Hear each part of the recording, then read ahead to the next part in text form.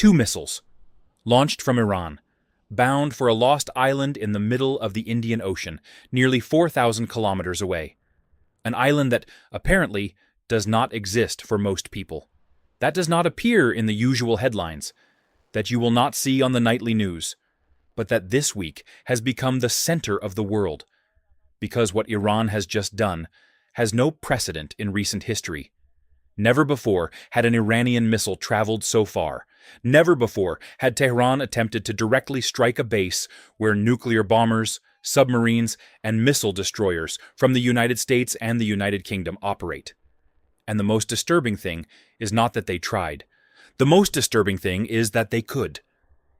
If you are following what is happening in the Middle East and feel that with each passing day the situation becomes more serious, more confusing, and more dangerous, you are right.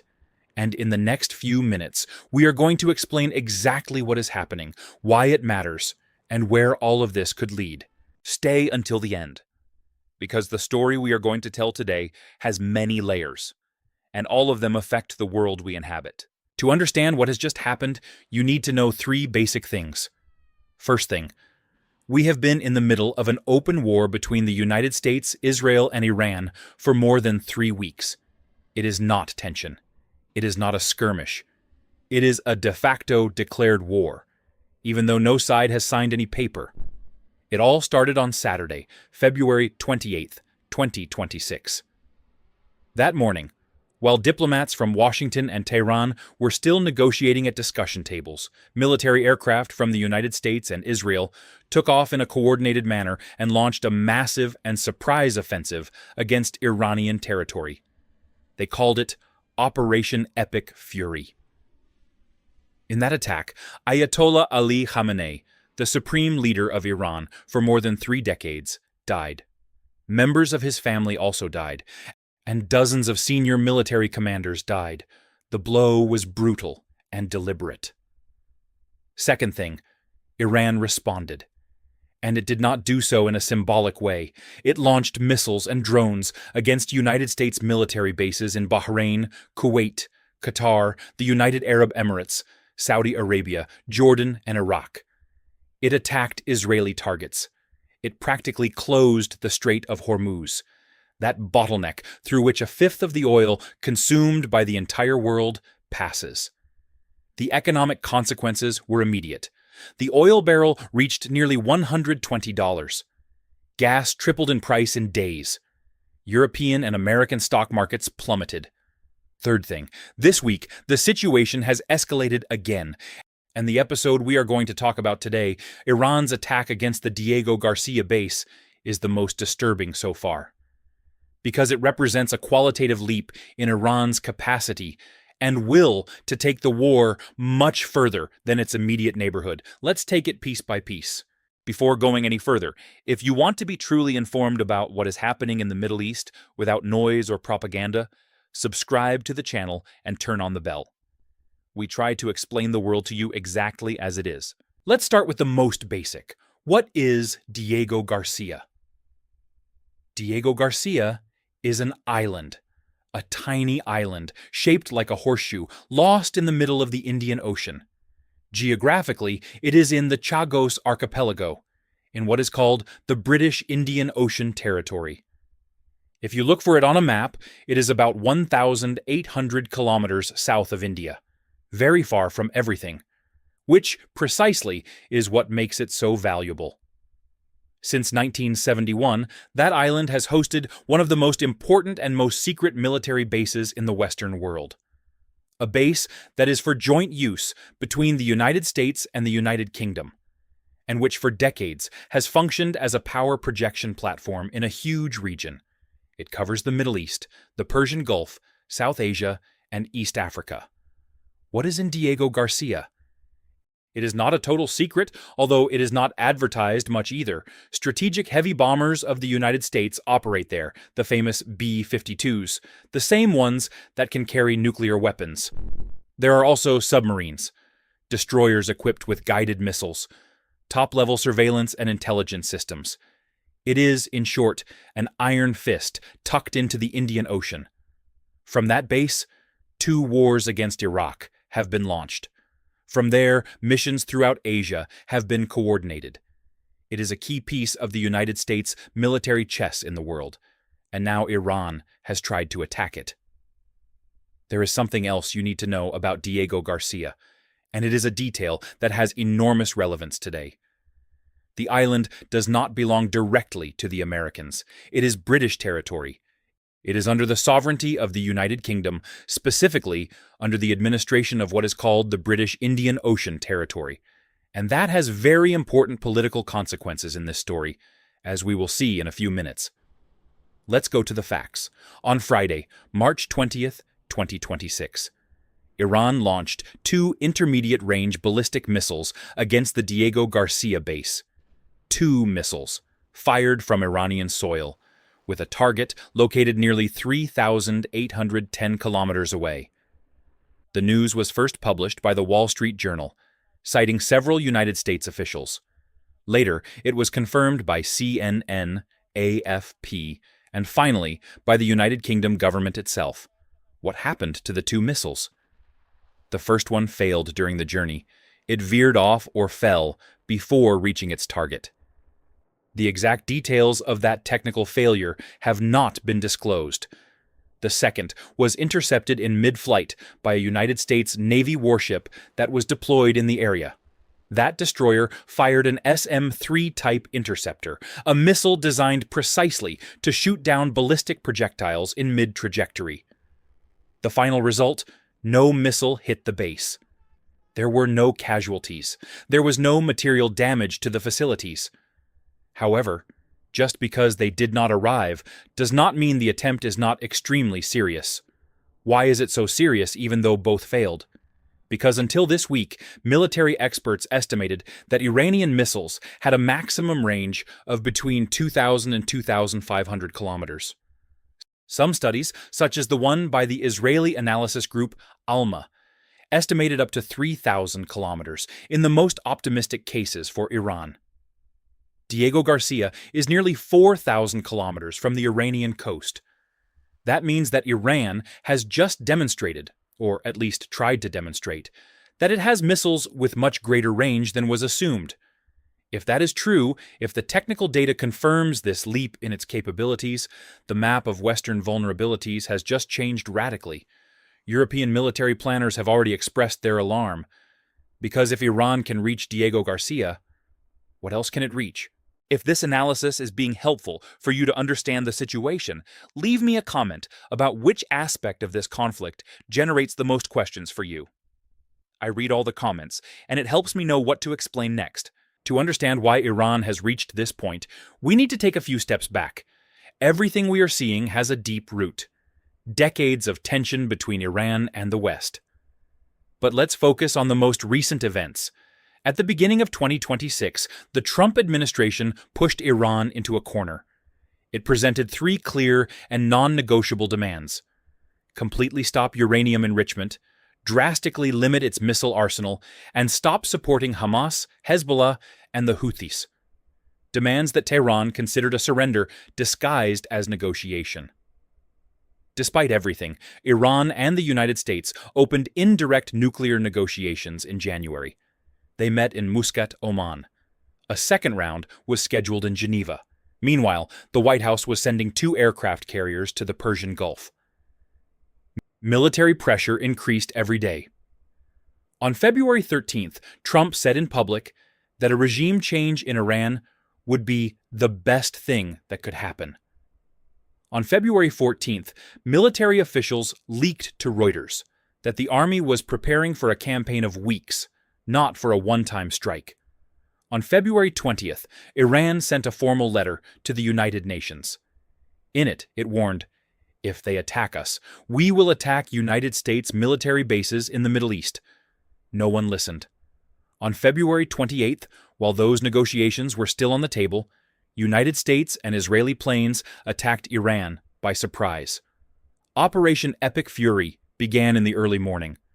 The bombings hit leaders' residences, military installations, naval bases. And something that has generated enormous international controversy. Investigations by CNN and other media point out that one of the attacks hit an elementary school in the city of Manab, next to a nearby naval base. Iranian media said that more than 160 girls and 14 teachers died in that attack. The White House has not ruled out the responsibility of United States forces. In that same initial attack, Ayatollah Ali Khamenei, the supreme leader of Iran, died. He died along with his wife and a 14-month-old granddaughter. His son, Mojtaba Khamenei, was designated shortly after as the new supreme leader. Donald Trump described that choice as unacceptable. Iran responded with what it had: missiles and drones over bases in several Gulf countries. 7 United States military members dead, according to the official data published. 3 planes shot down. The Strait of Hormuz practically closed. And since then, the spiral has not stopped. In the following weeks, Israel intensified its attacks on Tehran. It killed the secretary of the Iranian National Security Council, Ali Larijani, who was considered a possible key piece to negotiate any diplomatic exit. It killed the head of the Basiji paramilitary force. It killed the Iranian intelligence minister. The United States bombed more than 2,000 targets in Iranian territory. It used B-52 bombers for the first time in this conflict. It deployed nearly 50,000 military personnel in operations related to the campaign. And this week, the United Kingdom government made a decision that changed the board again. Downing Street, the headquarters of the British government, announced on Friday, March 20th, a decision that has enormous weight. The British government formally authorized the United States Armed Forces to use its bases in the context of this conflict. Specifically, it gave them the green light to carry out what they called specific and limited defensive operations against Iranian missile sites and other military capabilities that threatened navigation in the Strait of Hormuz. What does this mean in practical terms? That the United Kingdom officially entered the war, not as a main actor, but as an active accomplice. Its bases, including Diego Garcia, are turned into attack platforms against Iran. The Iranian Foreign Minister, Abbas Araghchi, reacted harshly. He said that Iran reserves the inherent right to defend its sovereignty and its independence. A warning that, seen in the following hours, was not just rhetoric. A few hours after that British announcement, the 2 missiles flew over the Indian Ocean, bound for Diego Garcia. The United Kingdom government confirmed the attack on Saturday, March 21st. An official explained that the Iranian attack against Diego Garcia, which he described as failed, had occurred before the announcement about the use of British bases was made public. It is a relevant nuance in chronological terms, but the political connection is undeniable. Iran already knew what was coming, and it responded. The British Ministry of Defense made public a statement in which it described the Iranian attacks as reckless and underlined that the conflict spreads throughout the region and holds the Strait of Hormuz hostage. There is something that sometimes gets lost among the military headlines. This war is already affecting your daily life, and that of millions of people around the world. The price of oil reached nearly $120 per barrel. That is a level not seen since the Russian invasion of Ukraine in 2022. The price of gas tripled in a matter of days. Airlines are cutting flights. United Airlines estimates that if fuel prices remain the same, its annual bill will rise by $11 billion. The director of the International Energy Agency warned that it could take up to 6 months before the supply of oil and gas from the Persian Gulf is restored. He called it the potential most serious energy crisis in recent history.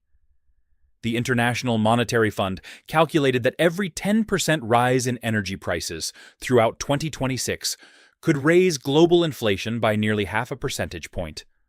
All of that translates, sooner or later, into the supermarket bill, into the price of gasoline, into the cost of electricity, into the inflation that we already know all too well.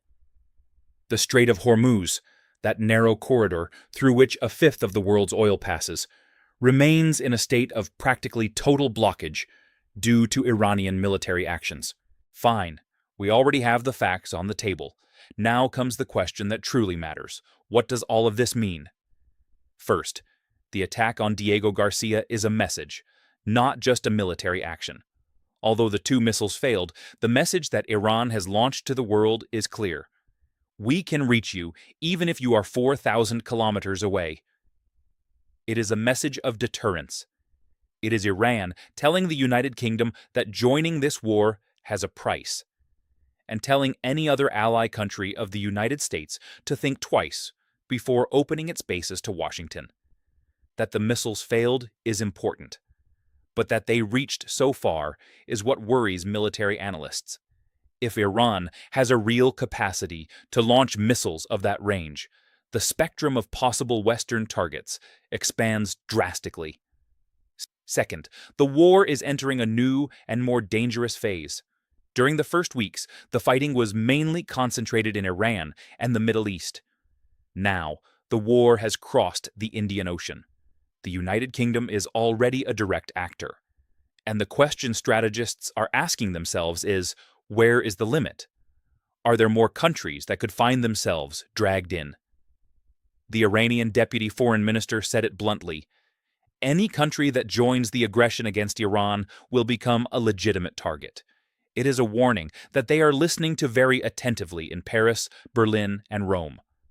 Third, the Iranian leadership is wounded, but is not defeated. The death of Khamenei was an unprecedented blow to the regime. But Iran did not collapse. The new supreme leader, Mojtaba Khamenei, was quickly designated. The Iranian military machinery continues to function, and the capacity to launch long-range missiles, as we have seen this week, is a sign that the strike capabilities have not been completely eliminated. The United States says it is winning. But winning a war is not just about destroying infrastructure. It is also about controlling what comes after. And what comes after in Iran is a huge unknown. Fourth, future scenarios. There are basically three paths this situation can take. The first is a continuous escalation. More attacks, more responses, more countries involved. Eventually, the international community pressures for a ceasefire, but the damages are already irreparable. The Strait of Hormuz takes months to reopen. The global economy takes a very hard hit. The second is some type of forced negotiation. Iran, militarily devastated, but with its deterrence capacity still intact, agrees to enter into talks. The United States needs an exit that it can sell as a victory. There is a fragile agreement. The situation freezes. It is not resolved. The third, the most worrying, is an expansion of the conflict.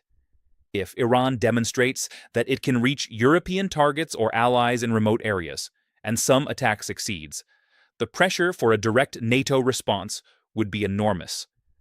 That scenario is what experts call the most dangerous since the Cuban Missile Crisis. None of these scenarios is good. The question is, which one is the least bad? Right now, in the comments, I ask you, do you believe there will be some type of negotiation, or do you believe this is going to keep escalating? Leave me your opinion. It is the type of debate that I like to read here. Let's close with what I believe is the most important of everything we have seen today. In 3 weeks, we have gone from diplomatic negotiations to an open war with more than 3,000 dead. According to the highest figures available, many of them civilians. We have gone from a regional conflict to missiles flying over the Indian Ocean. We have gone from known tensions to an uncertainty that is without precedent in this century. What Iran did on Friday with those two missiles was not just a military attack. It was a declaration of intent before the world. It was saying, we are not going to disappear. We are not going to surrender. We can take this war to places where no one expected. That both missiles failed is good news, but it is not a reason to breathe easily. Because the next attempt could be different, and because behind those missiles there is a political decision, that of escalating, that of expanding the theater of war, that of forcing the world to choose a side. The United Kingdom already chose. What will the others do? There is a question that should occupy all the leaders of the world at this moment, and that is rarely formulated with clarity. What does winning this war mean? Because destroying Iranian infrastructure, killing military leaders, degrading arsenals is one thing. But stabilizing a region that has been in flames for decades, rebuilding what has been destroyed, and preventing the resulting power vacuum from generating something even worse, that is a completely different story. The history of the Middle East teaches us, time and again, that wars are easy to start and extraordinarily difficult to end. Today, the world is looking at that Indian Ocean, looking at that tiny island, and wondering how far the next wave will reach. This has not ended. We will keep reporting. If this video has helped you better understand what is happening, share it with someone who also wants to understand it. That is what makes this channel grow. People who believe that being well-informed matters. See you in the next video.